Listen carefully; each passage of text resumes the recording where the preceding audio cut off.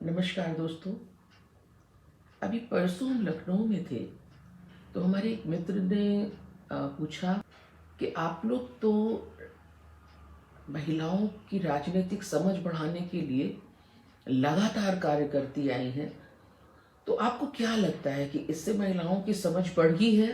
तो हमने उनसे यही कहा था कि देखिए, सबसे पहली बात तो ये है कि यह जो लैंगिक भेदभाव है, लैंगिक असमानता है, यह दुनिया की सबसे बड़ी महामारी है।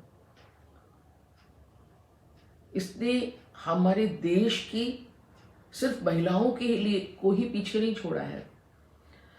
हमारे देश की पूरी जीडीपी में दहाई का अंतर आ जाएगा, दहाई से ज्यादा का अंतर आ जाएगा अगर हमारे देश में लैंगिक समता आ जाए, समानता आ जाए। हम लोग लगातार 1982 से काम कर रहे हैं। भेदभाव रहित, हिंसा मुक्त, समानता पर आधारित समाज को बनाने के लिए उस दिशा में लगातार बगैर रुके शिद्दत से कार्य कर रहे हैं हम लोग। हमारी टीम, हमारे हिंदुस्तान की न जाने कितनी बहनें इसके लिए लगातार लगी हुई हैं। सखी केंद्र तो 1982 में बना, लेकिन महिला मंच 1981 में बना और हम लोग लगातार समाज में 77 से कार्य कर रहे हैं। वो चाहे महिलाओं के ऊपर हो रहे उत्पीड़न के विरुद्ध हो, वो चाहे सुशासन को लेके हो। हम लोगों ने अब तक 45,000 जो उत्पीड़ित महिलाएं रहीं, हिंसा से ग्रसित रहीं, जी हाँ, 45,000 उनके मामले देखे हैं।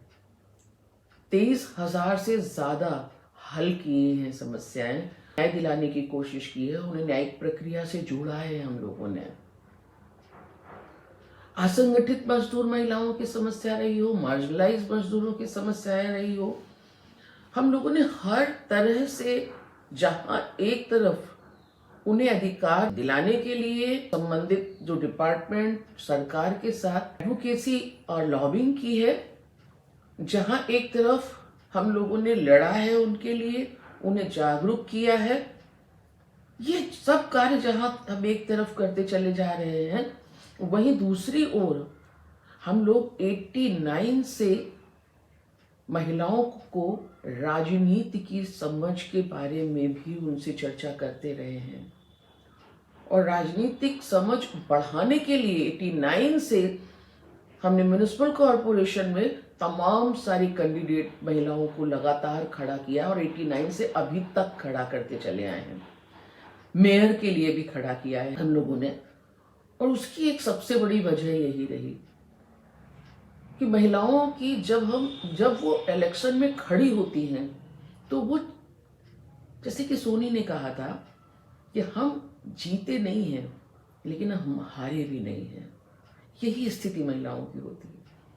क्योंकि सोनी ने कहा कि हमारे इलेक्शन लड़ने के पहले हमारी बस्ती के लोग जानते थे कि हम समाज में काम कर रहे हैं, सखी केंद्र से जुड़े हुए हैं, लगातार कार्य कर रहे हैं, लेकिन इलेक्शन में खड़े होने के बाद हमारी पहुंच बहुत दूर तक बढ़ी। हमने चीजों को समझा, हमने इलेक्शन की बारीकियों को भी समझा।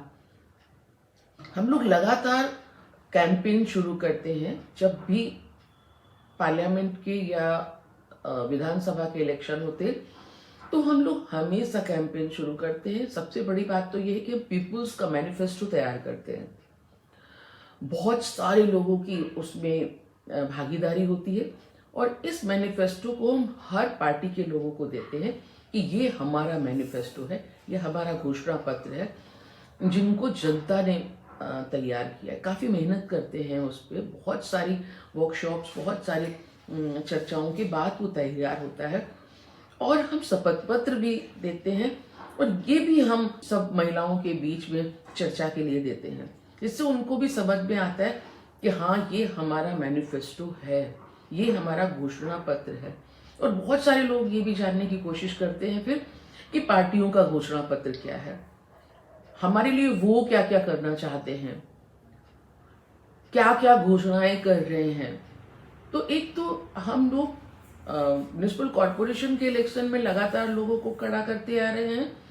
दूसरा, 73वें और 74वें संशोधन के बाद से पंचायत में महिलाओं की भागीदारी के लिए हम लोगों ने बहुत प्रयास किए और पंचायत में महिलाओं की भागीदारी के बाद उन्हें प्रशिक्षण देना, उन्हें खड़ा करना, लगातार उनके साथ हम लोग काम करते चले आए।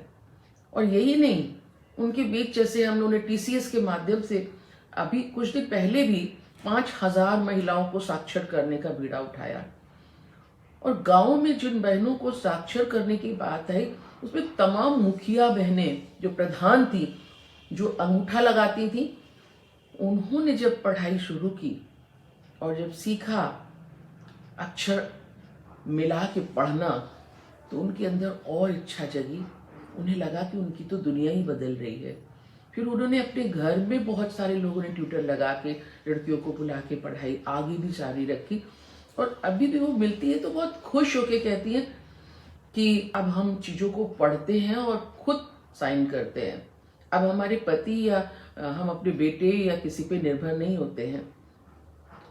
तो एक तो हम लोग ये लगातार करते चले आए हैं। दूसरा एक चीज़ आपसे शेयर करना चाहेंगे कि हम लोगों ने 3 बार समानांतर विधानसभा उत्तर प्रदेश के लखनऊ में किया, राजधानी में। और इन समानांतर विधानसभाओं को बिल्कुल उसी तरह से किया जैसे विधानसभा होती हैं। अलग अलग जिलों से बहुत सारी महिलाएं लोगों ने उनको सेलेक्ट करके भेजा कि ये हमारे मुद्दों को बेहतर तरह से रख सकेंगे। और हर विधानसभा में हमने 1-1 साल के अंतर में विधानसभाएं की और जो कुछ उससे निकल के आता था, जो भी, वो हम प्रदेश सरकार को भी देते थे और लोगों के बीच भी हम लोग उसको बांटते थे। वहाँ महिलाएं जब आई तो उनको ये लगता था कि हमारी जिम्मेदारी है कि हम अपने जिले की समस्याओं को बेहतर तरह से वहाँ रख सकें। वो चाहे भूमि पर अधिकार का मुद्दा हो, वो चाहे शिक्षा के अधिकार का हो, वो चाहे स्वास्थ्य में अधिकार का मुद्दा हो, और वो चाहे महिलाओं पर हो रही हिंसा का मुद्दा हो। लगातार हमने देखा महिलाओं ने बहुत सशक्त तरीके से उन चीज़ों को रखा। और उस पार्लियामेंट के बाद नेशनल अलायंस ऑफ विमेन की जो हम लोगों की हिंदुस्तान में बहुत सशक्त टीम है, हम लोगों ने पार्लियामेंट भी की और उस पार्लियामेंट में पूरे हिंदुस्तान से महिलाएं आई और उन्होंने अपने अपने यहाँ की सारे मुद्दों को बहुत बेहतर तरह से रखा। और ये हिंदुस्तान की एक बहुत बड़ी महिलाओं की पार्लियामेंट थी। हम लोगों को लगता है कि अब तो हम लोगों ने महिला आरक्षण कानून अधिनियम भी पारित करा लिया है, चाहे वो बहुत लंबे समय बाद ही सही। लेकिन अब उस कानून की बारीकियों को समझना और राजनीति क्या है, महिलाओं को पॉलिटिक्स में क्यों आना चाहिए, और चुनाव की भी बारीकियों को समझना बहुत जरूरी है। इसलिए हम तो यही कहेंगे कि हर पॉलिटिकल पार्टी में महिलाओं की बाकायदे सशक्त तरह से ट्रेनिंग होनी चाहिए।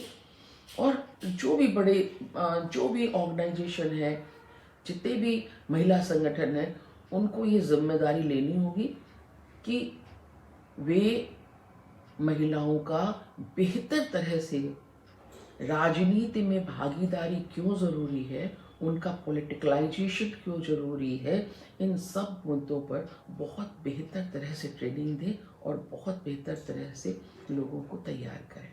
धन्यवाद।